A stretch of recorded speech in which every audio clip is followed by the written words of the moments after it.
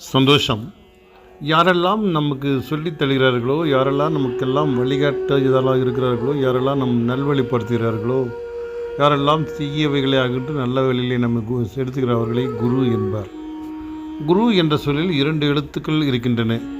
கு என்பது இருட்டையும் அறியாமையும் குறிக்கும். ரு என்பது அவற்றை நீக்கும் வெளிச்சத்தையும் அறிவையும் குறிக்கும் என்பார்கள். குரு என்பவர் நம் அறிவை தூண்டிவிடுபவர், இருட்டிலிருந்து நம்மை வெளிச்சத்துக்கு அழைத்து வருபவர். குரு என்றால் பொதுவாக ஆசிரியர் என்பது பொருள்.